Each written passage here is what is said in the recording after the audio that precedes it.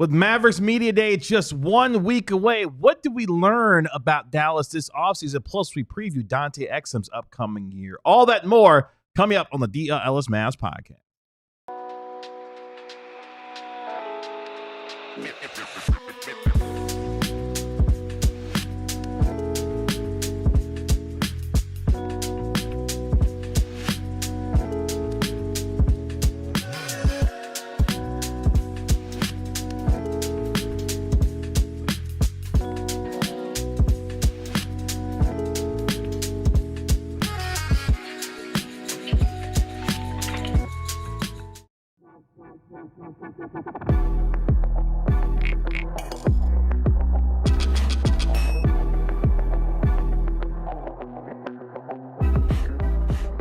Hey, what's up, DLLS Mavs Nation? It's your man, Kevin Gray, alongside Mavericks beat writer Tim Cato, Mavericks analyst Bobby Carrillo. We, of course, are DLLS Mavs, your favorite guys, coming your favorite team.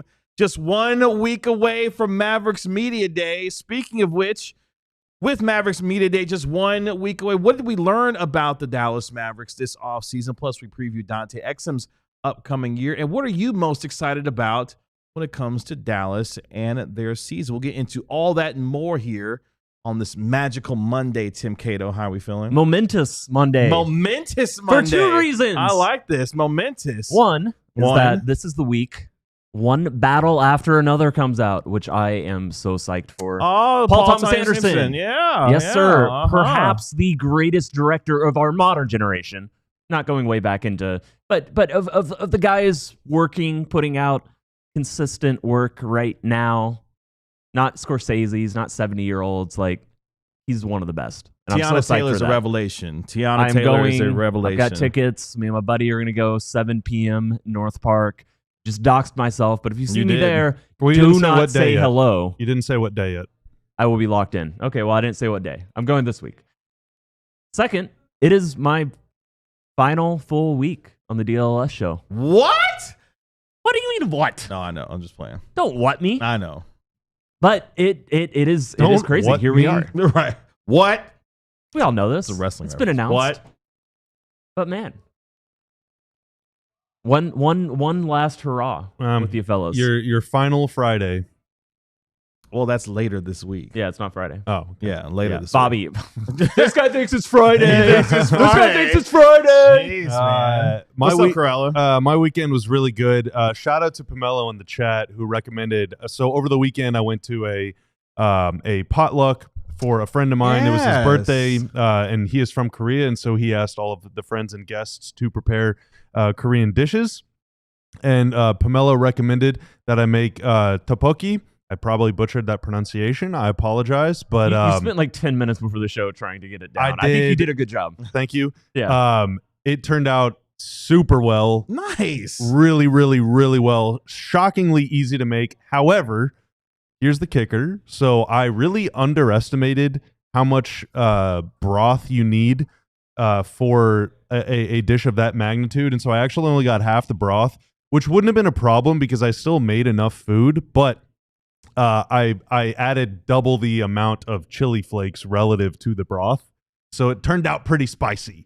But I added a little more sugar and a little more soy sauce to hopefully counteract that. And it received rave reviews. So shout out to Pomelo. Thank you for the recommendation. Sugar is a great way to cut an overly spicy dish. Acid is the other option. You said sugar and what? A little soy sauce. Soy sauce. Soy sauce is a little acidic. That should help as well. Can you quickly describe what that dish is and what? So it's rice cakes, Okay. which if you don't know what those are, they kind of look like the little tubey pasta with the angles at the end. Okay. You know, Okay. but I'm they're familiar like with thick. rice So cakes, a rice cake is like, I'd say halfway between like a boiled potato and a mashed potato. So it's like it's like solid, but it's a little pillowy and chewy, and it's really good. And then also fish cakes, which is kind of like a rice cake, but fish instead and some other stuff.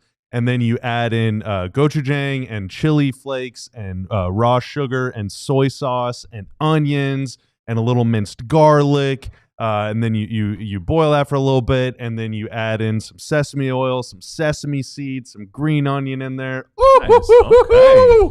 It's really, really good. And how long did this take you to make? To prepare, Yeah. like 15, 20 minutes. Okay. It took longer for the broth to start boiling than it did to actually make it.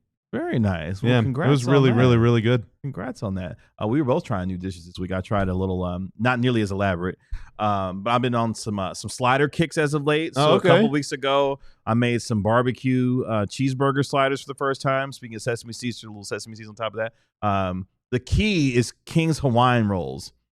They're really good. And then this week Rolls made named after a state. That's right. Yep. This week I did pepperoni sliders, actually. So it's a little twist on pepperoni pizza. Since we have, we're talking about pizza over last week. Oh yeah. So basically the same concept. Throw it in there, 350 degrees, 15, 20 minutes. Mozzarella. So you do pizza sauce, pepperoni, mozzarella on top. And then you can add more if you want, depending on your. You had some pineapple in there? No, did not. Interesting. I wanted to stay married. So otherwise, it was amazing. Wow, it was great. Your wife would divorce you if you added pineapple to her sliders? Yeah. Come on now. Yeah. Dang. Yeah. We don't do that. But it turned out really good. So shout out to all you cooks out there who had yourself a hell of a weekend, because unlike us, Dallas Cowboys defense got cooked all weekend. Dude, Shahid, you kill me, man. Shahid says, like the video, you salty broth drinking peasant. Wow, that's hell of a description. Shahid's plea for the likes, they get funnier and funnier. That's so good. It's a great bit. It is a great bit. I love it. By the way, Pamela is loves your description of what you made this week. Oh, thank you. No, it was really, and words can't do it justice. It is tangy, and it is spicy, and it is. Are you confident enough to make sweet. it and bring it into the studio? Oh yeah. Okay. Yeah. All right. Yeah. Okay. Yeah, if he made it and brought it to his friend from Korea, like I think us American folks. I think we can. You're right. You're right. Handle it. You're probably right. But no, you had masterful babalasis on Banalysis. Well, as Banalysis? No, I thought we decided babalasis. I know. Yeah, I know. that's true. Yeah. Either way, the Corral Illustrated was cooking. Let's just say that. I was. As you can see, we just did a lot of talking. That's what's going to happen on Monday. Next Monday, it's going to be a lot of talking from a lot of players, a lot of coaches, a lot of media personnel. A lot of yip yapping. That's right. When it comes to the Dallas Mavericks, because we are just 7 days away from the Dallas Mavericks talking to the media as they get ready for their new season with training camp starting a week from tomorrow in Vancouver, British Columbia, Canada. So, gentlemen, a busy offseason for this team. They re-signed Kyrie Irving. They re-up with Daniel Gafford and PJ Washington. Oh, by the way, they drafted Cooper Flagg, #1 overall in this year's NBA draft. We'll have a lot to talk about with him on tomorrow's show. What did we learn about the Dallas Mavericks this offseason, Tim Cato? We learned a lot. We certainly learned a lot. We learned how many things we could say and talk about them. We did do just that, to start yes. with this. We learned that they believe in themselves, and I respect that. And I know I have some disagreement with what they believe in themselves, and I know that everybody listening to the show knows that. But I do legitimately respect the idea that they have a vision, that Nico Harrison has a vision, that it is being supported by the coach, by ownership, and that's what they're going into next season to do. And like I said, I think it's one of the most fascinating basketball experiments that we've seen in the NBA in quite some times, in terms of specific styles of play, specific pushing back against the norms, pushing back against some established tenets that I still hold very dearly and important. But I think that I am so fascinated. I'm so curious to see how this goes, and clearly there is a vision. There is undoubtedly, this is not a team. That's pretty much the worst thing you can say about any sports franchise, right? Like, what's your vision? What are you trying to be? The Dallas Mavericks know what they're trying to be, and I respect that. I think we've learned that. We've seen them double down on it, triple down on it, quadruple down on it, and now it's just a matter of whether it works. But there's no confusion about what it should look like, what they want it to look like. So this week is the Battle of the Axe. That is what the name of the rivalry is between my high school alma mater, Louisville High School, and our crosstown rivals, Marcus. All right, in the neighboring city of Flower Mound. Now, Louisville was a high school powerhouse in the 90s, okay? An absolute powerhouse, won 2 state titles, and then for a lot of reasons, some of which are legitimate and some of which are actually pretty unsavory, but they don't share that history. Marcus was founded, okay? So there was a new high school made, a bunch of people moved there, and they went on to win a state championship. Now, Louisville in 1996 won the state title. The state championship at the highest level of high school football in Texas without throwing a single pass. Okay. They were so convicted. They were so all in on running the ball that it took them all the way to the promised land, baby. 0 passes. It's kind of like a Max Hooper situation. Kind of, yeah. Now, I guess threes are more akin to passing in terms of the revolution. Yeah, kind of, yeah. Now, I'm not here to say that the Mavs are going to not shoot a single three this year, or that they're not going to play a single guard or go to the lengths that Louisville did when the mighty Fighting Farmers won that state title nearly 30 years ago. But the Mavs are super all in on their style. They're as all in can get. You will not see another team, probably for a really long time, accumulate this much size, this many big wings, this many 4 or 5 guys, and trot them out there and play ball. And I can respect that. I don't really agree with it. If I was building a team, I would not do it. I don't necessarily, obviously based on my prediction, I don't believe that it's going to be extraordinarily successful, but there are a lot of people that do. And clearly the Mavs think it's going to be successful. And if they're right, then oh my God, they're going to look like geniuses. And they're going to change the NBA. They will, for not forever, but for this generation, they will change the league. If they go on to win the title, then there will be teams that say, man, screw what OKC's doing. We need to build like the Mavs because it's a copycat league. And the Mavs are zigging when everyone else is zagging. So what we learned is that, you know, they got all 10 toes, heck, maybe an 11th and a little extra toe standing on it. I hope not. Why? What's wrong with having an extra toe? I just don't think that. You know, the Rangers had a pitcher, Frank Francisco. Or no, it was someone else. Jose Mesa. Was it? Who was it? There was a pitcher on the Rangers that had an extra finger. Where's Jeff Wilson when you need him? That's right. An extra finger? Yeah. Well, that's a different thing than a toe. I think Antonio Alfonseca. Yeah. Oh, there you go. I bet you could throw some crazy pitches with a 6th finger. I don't know. Like, does he still have it? What do you mean? What? What did you say? I thought you said an 11th. He had 6 fingers on his throwing hand. Yeah. Yeah, and what do you think? He got rid of it whenever he retired? I didn't know if it was like does a he still have situation. it? Let's hope he didn't just cut the thing off just for the hell of it. Well, I thought like maybe he was born with it. This is so amazing for the podcast listener. While those two gentlemen are looking that up, the thing that I learned the most this offseason, as one GM said that one time, fortune favors the bold. And the fact that the Mavericks were able to somehow, after all of this, get lucky enough to fall backwards into getting the number 1 overall pick to land cooperflagg is what it is. But most importantly and more seriously, as these gentlemen have already started to describe, this Mavericks team has doubled, tripled down, quadrupled down on the roster that they have decided to build and going extra big when everyone else is going the other direction. We will see how that plays itself out, because with the lineup in terms of the front court that they have, led by Anthony Davis, Derek Lively II, Daniel Gafford, obviously adding cooperflagg along with PJ Washington and others, this team is going to be big as hell, and they are going to be physical, and defensively should be one of the best teams, if healthy. Matt Barnes, Jeff Teague, and everyone else, if they're healthy, there you go, Tanner, one of the best defensive teams in the league. Can that defense carry the day until Kyrie Irving comes back? And if it can, all bets are off for the Mavericks this upcoming year. But Nico has decided that defense wins championships, and he has all the defense he could possibly ask for at this rate when it comes to the Mavericks. What does it look like? How it plays itself out? Guess what? We're going to chronicle it all season long, and it starts next week with Media Day and training camp. Let's take our first break here on the DLLS Mavs podcast. When we come back, we preview Dante Exum's upcoming season. The Mavericks wanted him back really badly. So what does his role look like going into next year? We'll talk about it next. I got a lot of auto payments.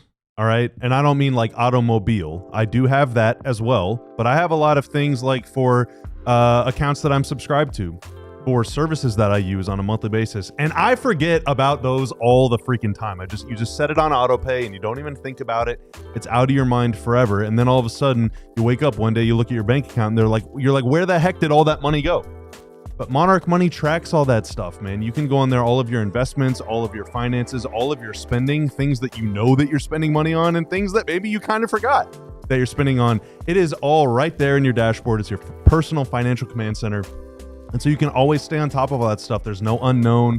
There's no like, oh my God, what happened to that $50 that I thought I had in my account? No, you know exactly where it's going, and Monarch Money will help you save and build toward your goals. Don't let financial opportunities slip through the cracks. Use code DLLS at monarchmoney.com in your browser for half off your first year. That's 50% off your first year at monarchmoney.com with code DLLS. Do you know that moment? Do you guys know that moment?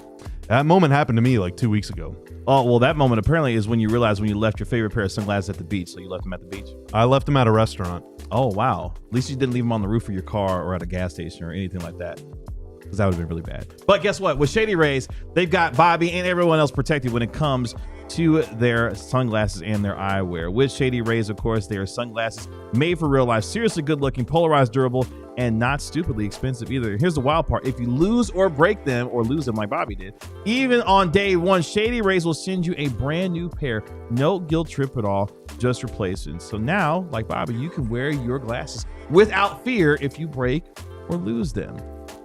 I feel good about it.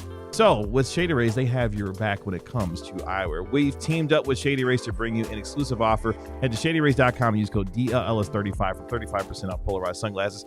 Buy for yourself the shades rated 5 stars by over 300,000 people. Shady Rays. Yay. Let's preview Dante Exum's upcoming year. The Mavericks moved pretty much heaven and earth to get him back on this team, including stretching and waiving. Olivier Max has prospered to bring Dante Exum back. So as we examine his upcoming year, Bobby Carella, what's the one big thing, one big question, or one big concern potentially with Dante Exum coming back to this?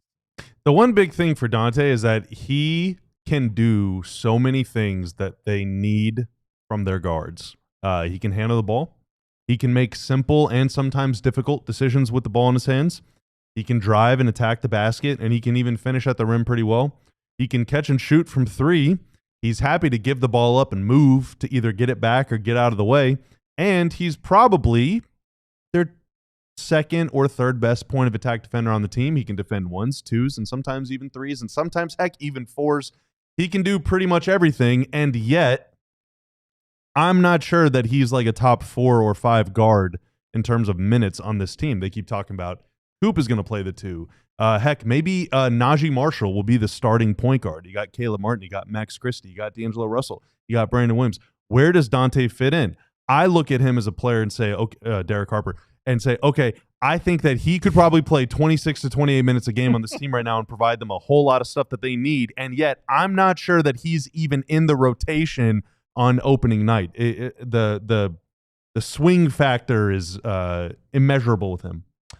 So when Dante Exum drives, he passes out of those drives 43% of the time, which is a lot. It is. So when we talk about him as a recycler, as somebody who keeps the offense moving, environmentally conscious, yes. He composts as well. No, that's great. But the players who passed out of drives more often than him last season were Caleb Martin, Kessler Edwards, Klay Thompson, Dwight Powell, and that's it.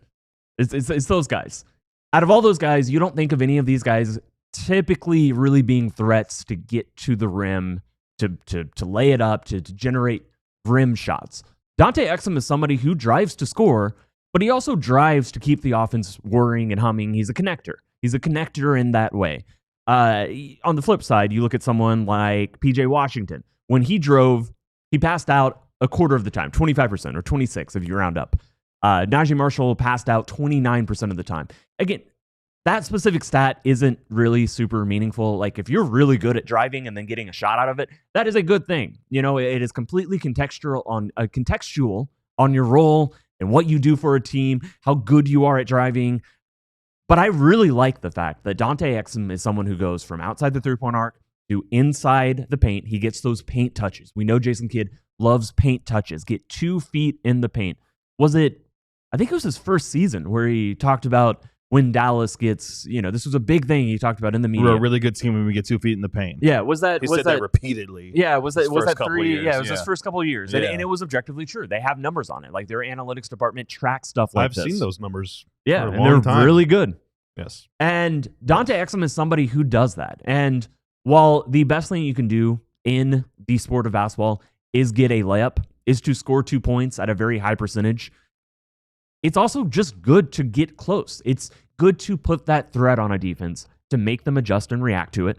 And Dante Exum consistently does that. He doesn't drive needing to hit. I've talked about how I love his layup package. I love, the types of ways that he finishes around the basket. Like these high arcing, not floaters, but they're like teardrop floaters. I just love a lot of the ways that he finishes around the rim, but he doesn't need to drive into the paint to finish. It's not the only thing on his mind. It's not the end-all be-all if a layup doesn't present itself. He is also very okay gnashing, like going in and then coming back out. I think that is still such an underrated skill for NBA guards to have. And he is someone who's just willing to keep the offense moving, to make the defense basically turn its head. Because also think about it that way. Hi, Erica. Hello, Erica. What's up, Erica? Yeah.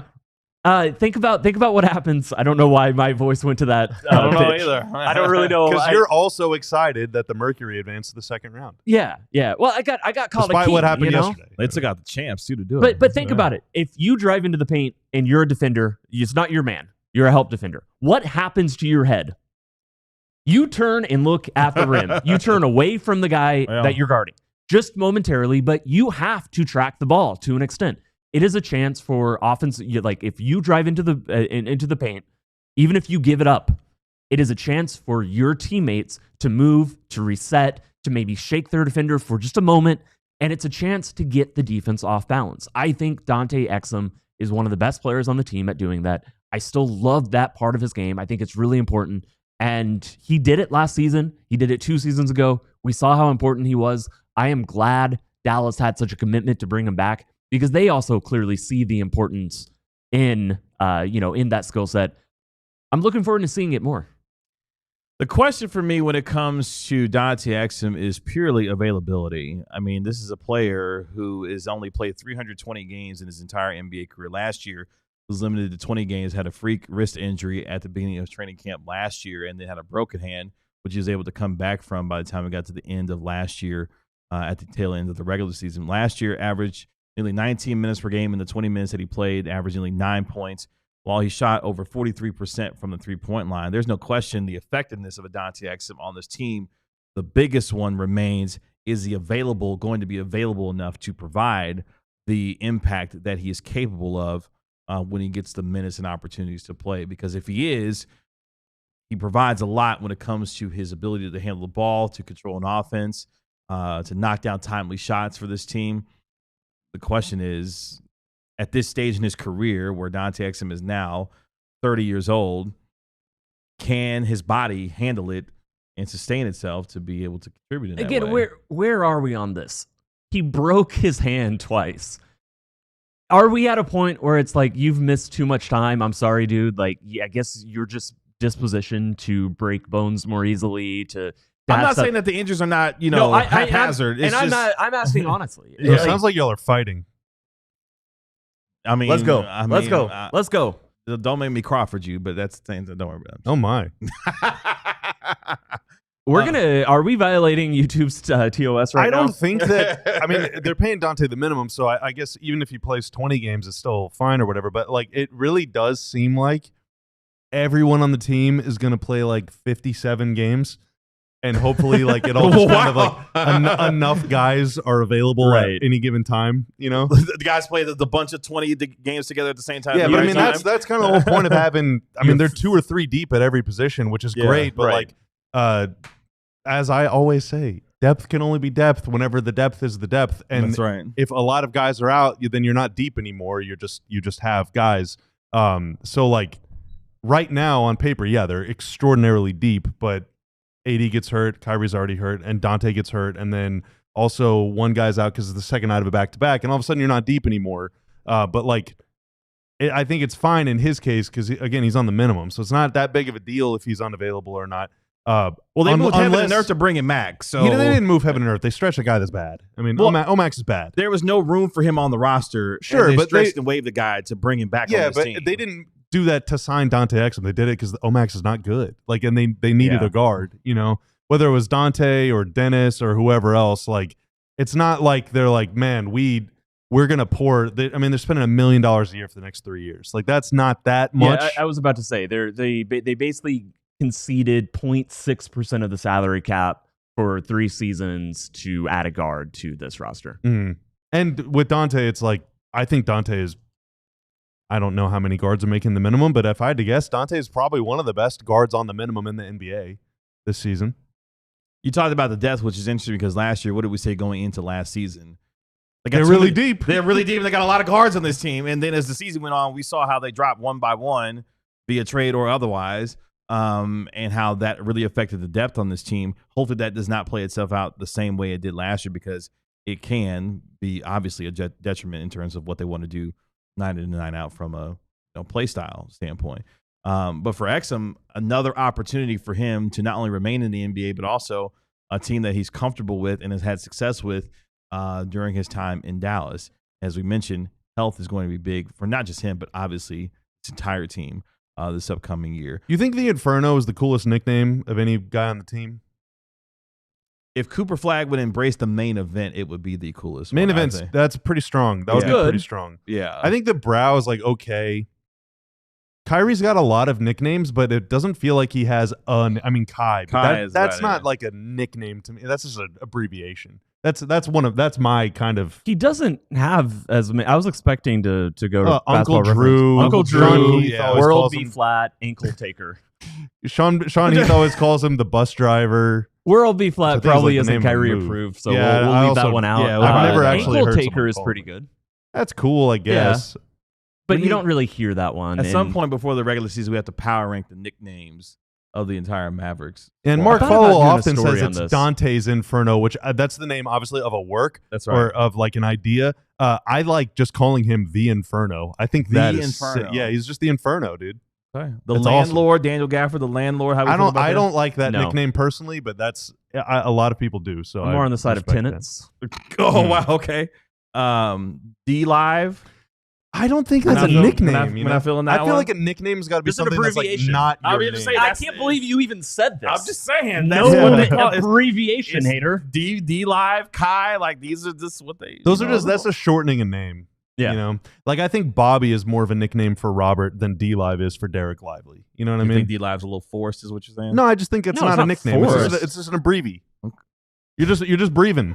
You did that on purpose. You're just out here breathing. Did you just breathe? Did you say just breathing? Is that what you just? Are we missing any nicknames? The knife, since that the knife is sick. It's great, but I'm sick about the knife. Najee doesn't want it as his nickname anymore. Yeah. Is there any other nicknames that we're missing? D-Lo is not a nickname. That's just you're just tightening up. Jaden Hardy doesn't even have one. Dante Exum, the Inferno is not listed for Dante Exum. Oh, it should be. Yeah. So D-Lo. It sounds like cooperflagg has an opportunity to slide himself to number 1 if he decides to embrace the main event. Or we come up with a different one because he doesn't like it. He doesn't like it. So then we could come up with a different one for him. Because if we got to call him Coop all year, I mean. Yeah. Okay, what do we think of Clay's? Big Smokey. What? Killer Clay. Killer Clay is a good one. You ever heard of Big Smokey? No, but that's not a nickname. That's just you're just adding a word to his name. It's a nickname can't have the dude's name in the nickname. Well, his next nickname on reference is Game 6 Clay. Then that's the electrician. That's like a state of mind, yeah. The electrician? I like that, actually. I have no idea where that came from, but I love that. And then Sea Captain. I agree that's not a nickname. Yeah, I don't like that. Yeah. One story you got to be really in on the know when it comes to Clay, at least. One story idea I've had is to ask players about their reference nicknames. I'm curious, I would love to talk to a player who has a nickname on Basketball Reference that they've never heard in their entire life. There's got to be a bunch on. There's got to be people who. Well, there's one nickname in the league that if the player actually ever embraced it, I think he is starting to embrace it now, but maybe it's too late. If Kevin Durant, during the peak of his career, embraced the Slim Reaper nickname, I thought it would have been the Yeah, greatest. that's a cool nickname. That would have been the greatest. Dirk had a lot. Like Dunking Deutschman was great. The Blonde Bomber, I understand why he didn't like that nickname, especially after, you know, after a few years into his career. Yeah. You know, but like that Tall dude, baller from the G, like that, you know, the Ghostface Drilla. Like Dirk had a lot of nicknames. I think that's the one I ranked number 1 in this book, but I can't find the chapter. You wrote the book, you don't even know where it is, man. Wow. I wrote it almost a decade ago. Galkajan says 7 flags over Texas. 228. If Cooper Flagg won 7 titles with the Mavericks, then we can have a conversation about the 7 flags over Texas. Coop's Pokemon comp is Garchomp. I already gave my explanation for, I believe, the day after the Mavs won the lottery or 2 days after, but my comp for him right now is Garchomp. I went Tall Baller from the G. As the number 1. Ghostface Drilla was 3. Dirty 4 was Blonde Dirty is great. Bomber. Dirty was number 2 for me. The Baravian Bomber. I don't know why I went with both Bomber. Maybe I just was trying to get my word count up. Who knows? Oh, okay. Wow. You would never do that. Wow. If you want to try to pronounce these, you're welcome to. But no, I'm all right. Yeah, the 7-foot Schnitzel. The Berlin Tall. No one ever called him that. He just said that on that Conan show that one time. Okay, yeah. Wow. That's Dante Exum season and some nickname talk here on our show. Coming. That's right. Coming. Shout out to you, Dante. Thanks for having a good nickname. Coming up next here on the DLLS Mavs podcast, let's jump into the Mavs corner. We got an Anthony Davis update from our guy, Mark Stein. D-Lo is excited about this when it comes to Klay Thompson. And what did Kyrie Irving have to say about his ACL recovery? All that and more coming up next.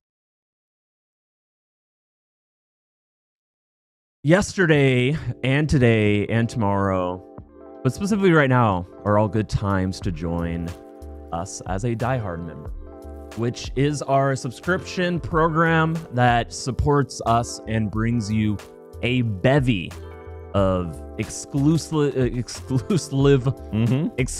wonderful perks. Perks? Is that what we're calling them? Advantages? Things? I don't know. For one, you get immediate access to all of our Die-Hard written premium content, which is being churned out every single day. I've got a mailbag that I just posted. Certainly gonna be writing off Media Day next week, as I'm in my final few days of covering DLLS, or covering the Mavericks full time. When you sign up to be a Die-Hard, this is the worst Die-Hard read I've done in quite some time. Fridays was pretty bad too. When you sign up to be a diehard, you also get a free shirt of your choice. You basically get a coupon voucher code that you can redeem at any point throughout your year-long membership. You can do it right away. You can wait for new shirt designs to drop, and it's free. It comes with the cost of the membership, and it almost means that your membership pays for itself. We've got new designs dropping all the time. We've had sales going on. I don't think they are anymore, are they? Nope. So you missed out on that, but you're not going to miss out if you become a diehard. You're not going to miss out on the free shirt. That is an always offer. You can hang on to the code. You can cash it in right now.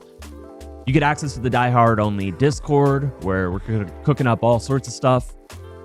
You get 20% off all events and merch. You also get the diehard welcome kit, which includes the physical diehard card that nobody got out for this read. Now it's too late. It's all right. It's too late. However, you can't tell me when it's too late. alldls.com/diehard to sign up. Maybe it is too late.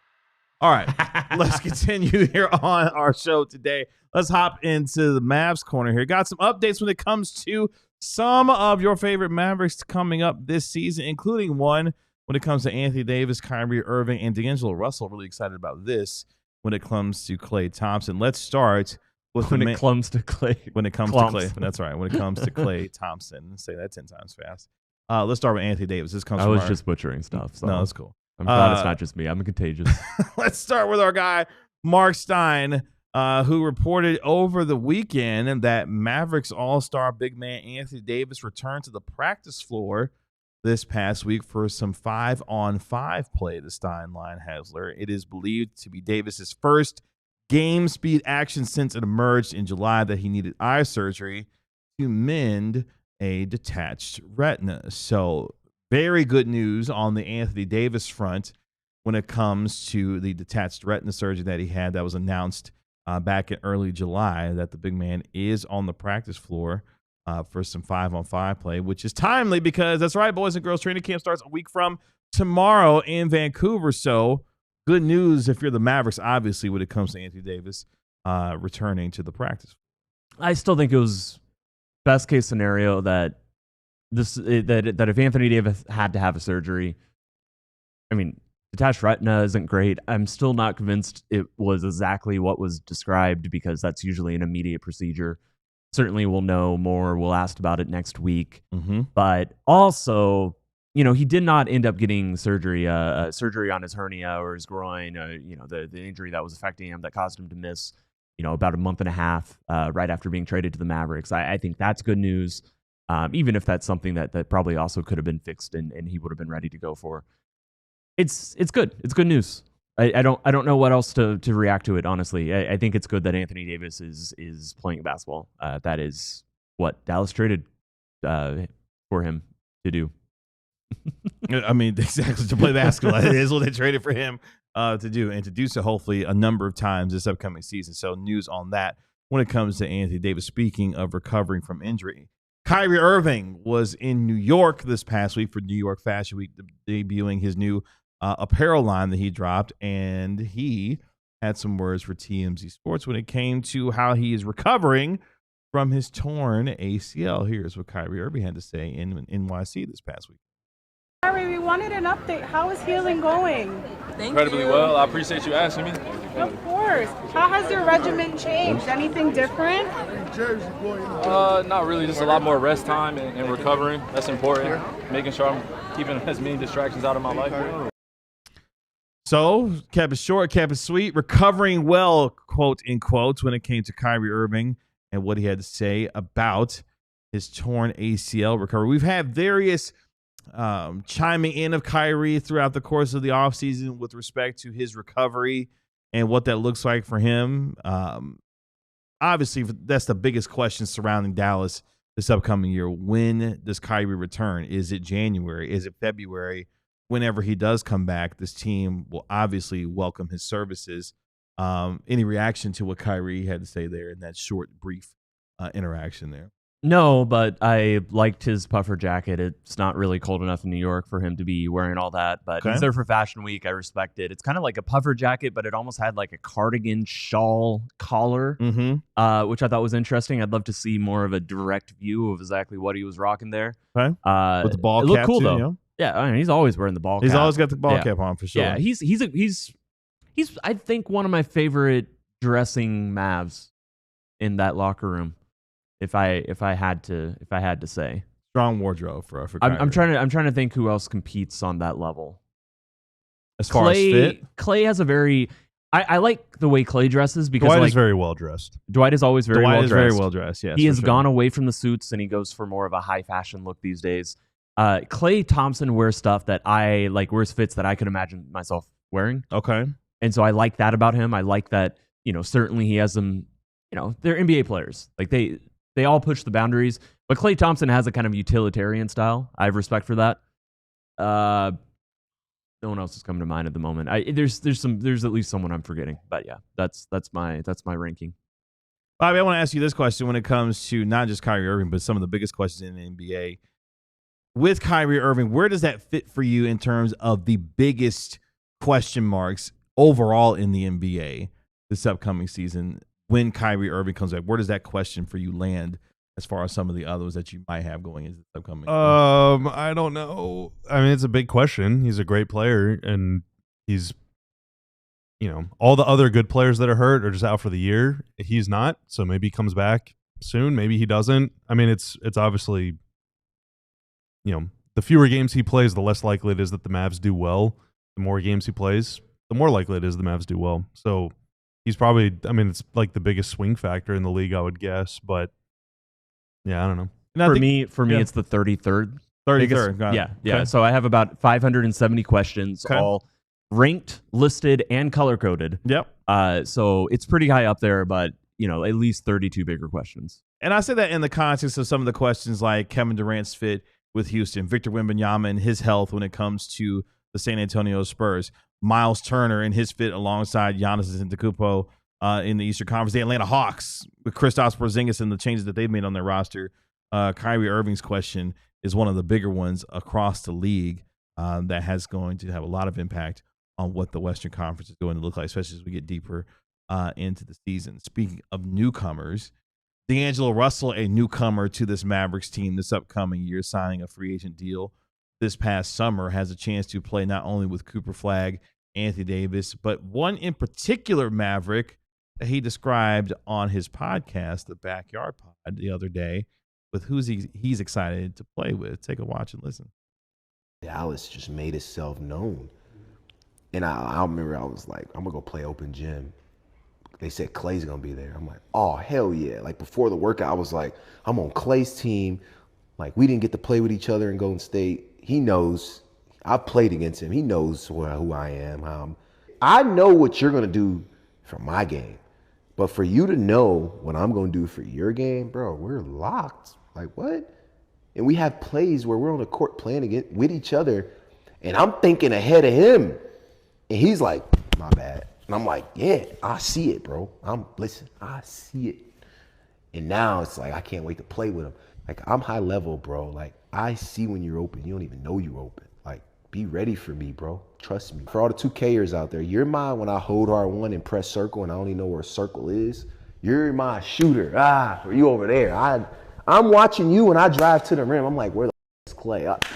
Like, I'm thinking of you, bro. Trust me.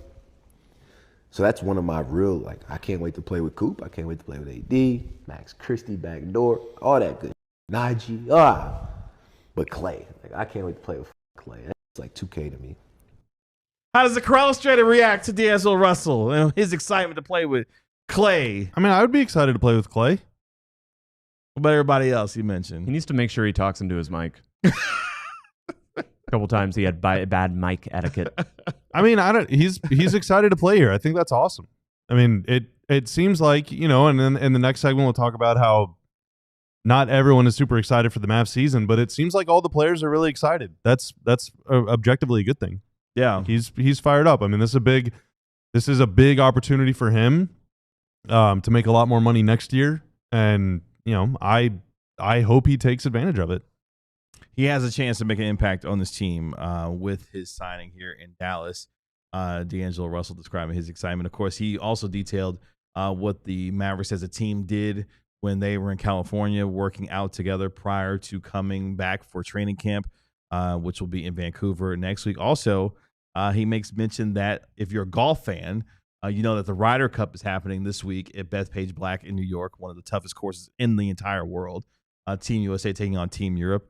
D'Angelo Russell, who's an avid golfer, a big golfer and golf fan, says that he and the team will be flying to New York later this week to watch the Ryder Cup in New York. So another team bonding event of sorts, if you will, with the Mavericks organization, according to D'Angelo Russell in that podcast, that they're going to be flying to New York as a team to go watch Team USA take on Team Europe in the Ryder Cup. So I thought we already beat the British once.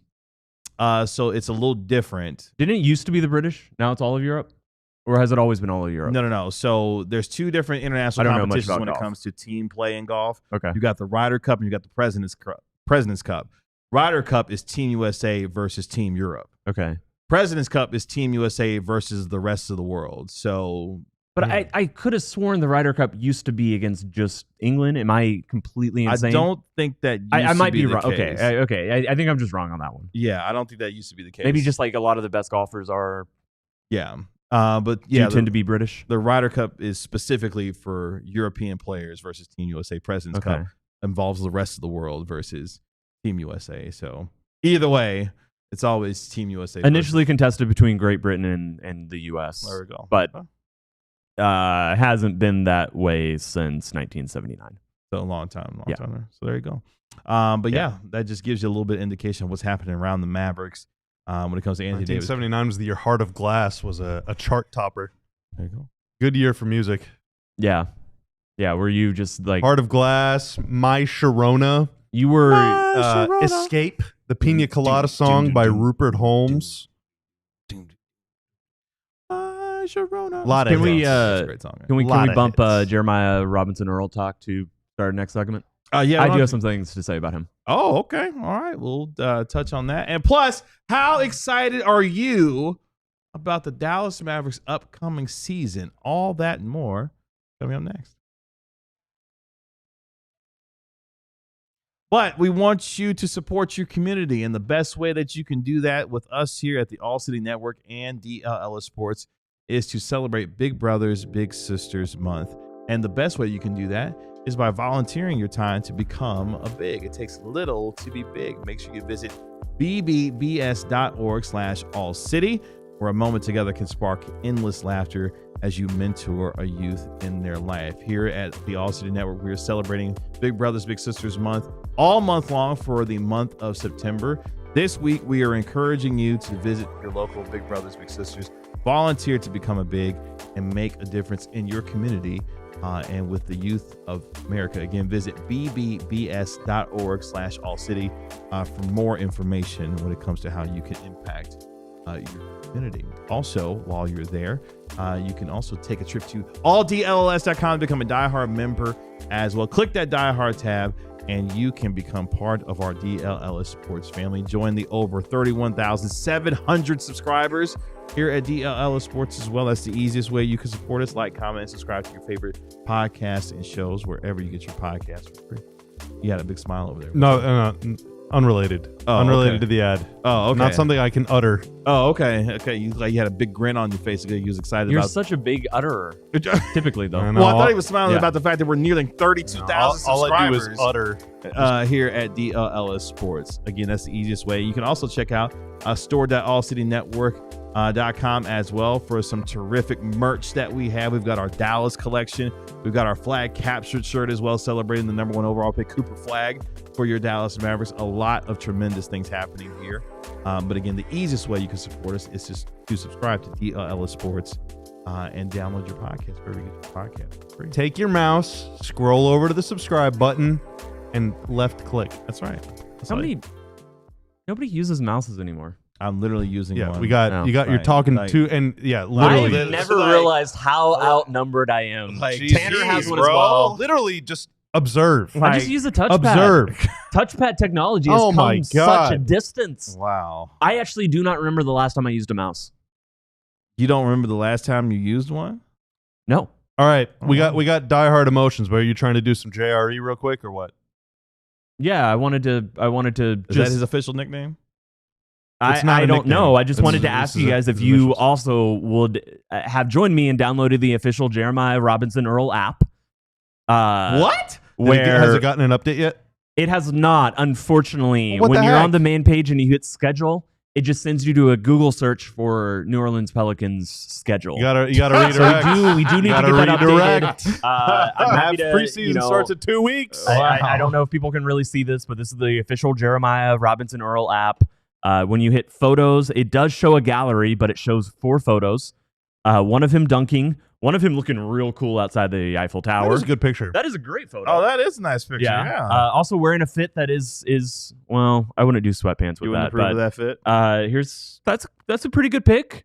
And then he looks real. Okay. Yeah, but right. I'd love to see some more photos in the gallery right here. When I go to social, it doesn't work. And when I go to more, it asks me to create an account, which as much as I love JRE, You want to give them your personal info? I'm just not quite sure I'm actually going to create an account on the Jeremiah. Just give Jeremiah Robinson-Earl your credit card information. Yeah, I'm not quite sure I'm going to do that for the JRE app, but anyway, he's probably not going to make the team. Unfortunately, he would be a great two-way player. Is not eligible, unfortunately. Underlying numbers aren't terrible. Biggest issue is just he's not quick enough, athletic enough to play the 4, and he's undersized as a 5. He does take threes. He's not a great shooter, but he takes threes. He takes like 5 per 36 minutes. That's a decent rate. That means that you're not like shy about putting them up. And I'm double checking, but I believe he shot almost 70% at the rim, which is a decent number. You know, like that's respectable. You know, it means that you can kind of play inside, but I would say overall, like if there's one big concern about him, if he was athletic enough to defend 4s, to play the 4, he shot a little bit better. If he was like truly a 4, he'd fit a little bit better into the NBA. I know the Pelicans kind of saw him as a Larry Nance or a Aaron Gordon type, but just not quite that level of athlete. And yeah, probably just a training camp guy. Not an interesting player, but I mean, I think at 24, about to turn 25, just a camp flyer.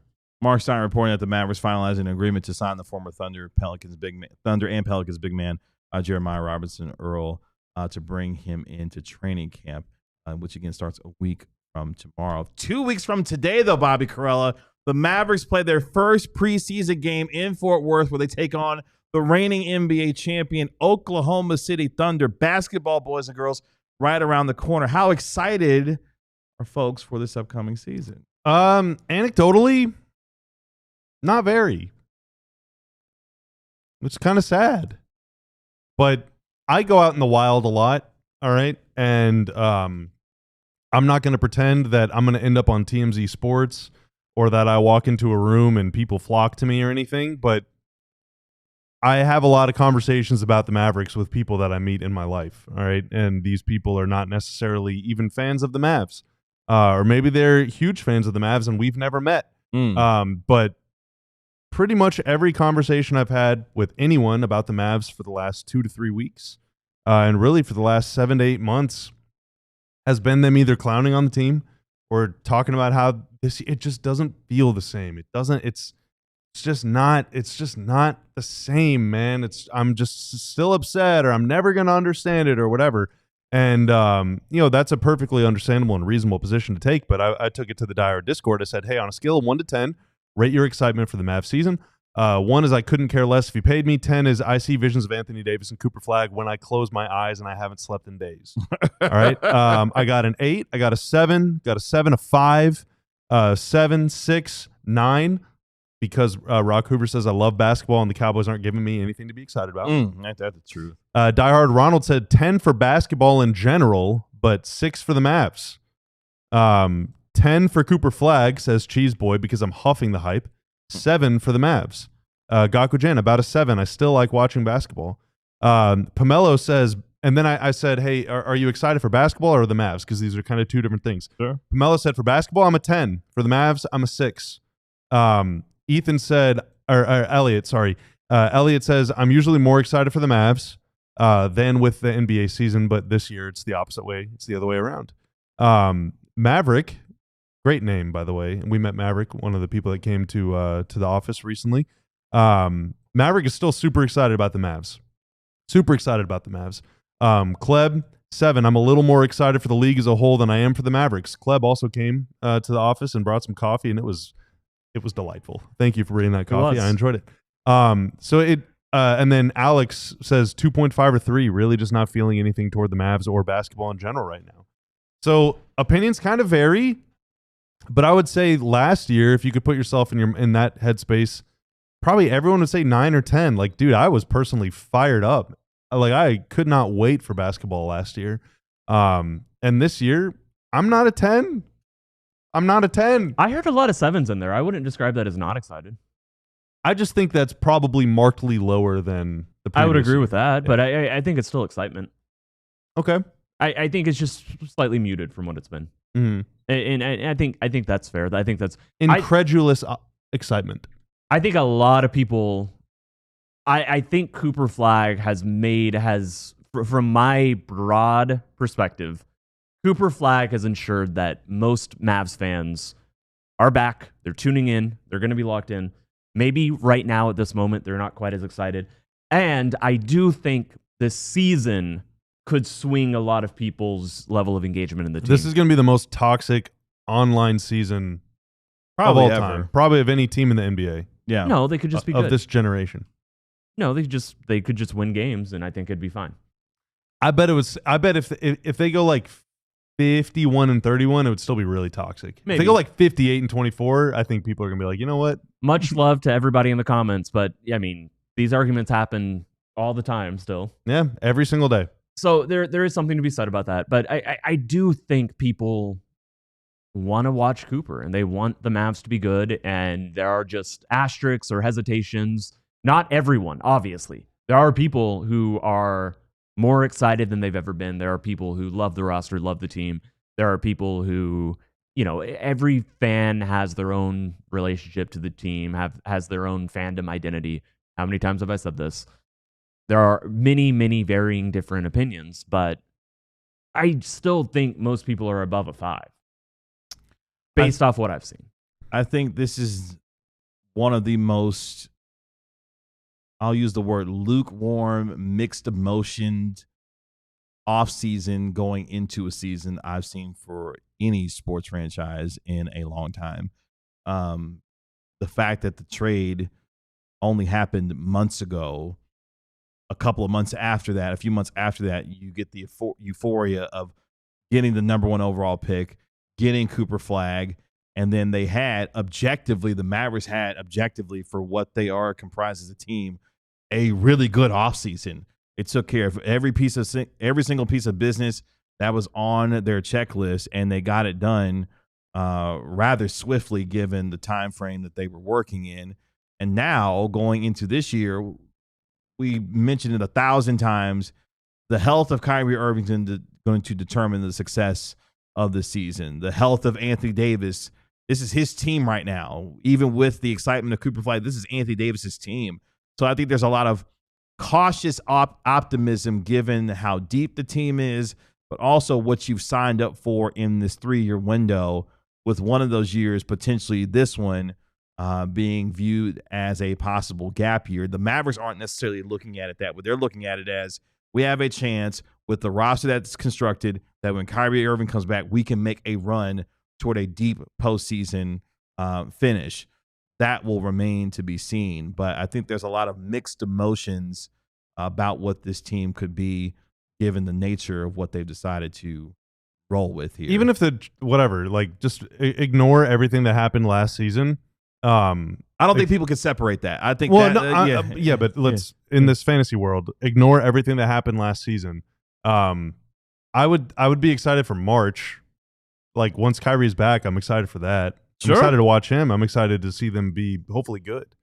But man, until then, I don't know. I don't know how excited I am for 101.95. Even if they win, because I want it to be.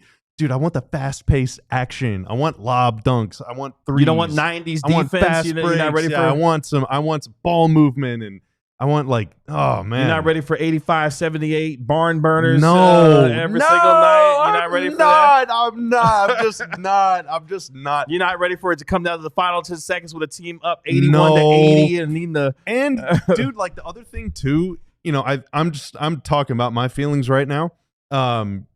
So many guys on this team are just they've been here for like a year or two, so it's like, who do we connect to? Who do the fans connect? I'll say I connect with players. Who are we connected to? Like, who's the longest tenured Mav other than Dwight? Is it Hardy? I believe it is Jaden Hardy. I believe it is, based off of the current roster. How many players on the team were on the team at the start of the finals year? Hardy, Exum, Dwight. At the start of the finals year? Yeah, Dwight, Hardy, Exum, and Dwight, and that's it, right? Yeah. Lively. Okay. Yeah. I connect to Derek Lively. I root for that dude. Yeah. I root for that dude hard, but it's been 2 years. Like, these guys are just, I don't know. It's just weird. Like, what made 2011 obviously so special is Dirk. Kyrie Irving as well. Yeah, Kyrie. Okay. Yeah. Is like Jet was here for 6 years. Kid was here for 4 years or whatever. Tyson was new. Marion was here for like 3 years. Dirk obviously was here forever. It's just like, it's fun to watch these guys like build, and you get to know them more. And like, well, I think I don't know, so many of these guys are just new. I don't know anything about most of these guys. Well, I think that's what makes the opportunity for Cooper Flagg so intriguing, because for Mavs fans of old, present, and brand new Mavs fans, they're going to have a chance to have a reconnection with a player from the very beginning. Had it with Dirk, obviously had it with Luka. Now you have it with Cooper Flagg, and how that, which could be cool, but give me some personality, man. I mean, again, he just turned, he's going to be 19. Maybe his play will do the talking. Yeah, that's what I'm saying. He'll be 19 in December. He's got a long way to go to develop. He does seem like a complete psycho out there, which is cool. Which is honestly, a personality trait in of itself that could be cool. Like, he is maniacal about the game of basketball. Like, that cat loves. I want him to be an expressive freak. I am so excited I am tired of talking about hypothetical basketball. I think a lot of us are. I think we're ready for basketball. Yeah. But I mean, and yes, I kind of lump the Mavericks into that because, nature of the role changing. But I have never said more words about the Mavericks in an offseason across the summer. Like, even when they completely changed their coaching staff and front office, like, I think I've absolutely objectively talked more about the Mavericks this summer. I'm excited to actually see how right or wrong I am. I'm excited to see a bunch of teams around the league. I'm very excited for the season to come. And I do think watching Cooper Flagg is going to be fascinating and fun. This is going to be intriguing all year. 2 weeks away, boys and girls, from Mavericks basketball when they take on the Oklahoma City Thunder at Dickies Arena in Fort Worth in 2 weeks. Looking forward to that. Coming up on tomorrow's show, why the LeBron James Gafford. We appreciate our guy Tanner making us look good and sound good as always. Thank you, sir. That is our Mavericks analyst Bobby Curl. That is our Mavericks beat writer Tim Cato. I'm your host Kevin Gray. We'll talk to you tomorrow at 12 p.m. on DLLS Sports. Y'all be good. Peace. We all silly like the mayor.